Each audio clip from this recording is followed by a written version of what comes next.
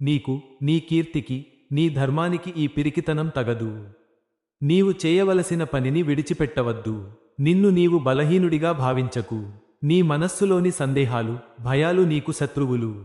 వాటిని అధిగమించు. యుద్ధంలో నిలబడి పోరాడు. ఎందుకంటే శత్రువుల ముందు నీ ధైర్యం కనబరచడం నీ కర్తవ్యం. ఈ ప్రపంచంలో ఎవరికీ ఏదీ శాశ్వతం కాదు. సుఖం, దుఃఖం, గెలుపు, ఓటమి, అవమానం, కీర్తి ఇవి అన్నీ వస్తాయి, పోతాయి. వీటి కోసం దుఃఖించడం వృధా. నీవు కేవలం నీ పనిని మాత్రమే చేయగలవు. దాని ఫలితాల గురించి ఆలోచించడం నీ చేతిలో లేదు.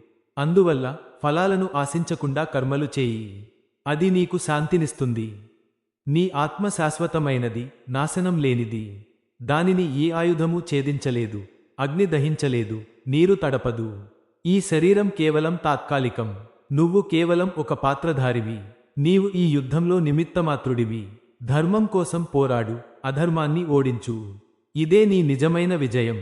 నాపై నీ భారాన్ని పెట్టు. నీ భయాలన్నిటినీ నాకు అర్పించు. అప్పుడు నీకు విజయం లభిస్తుంది.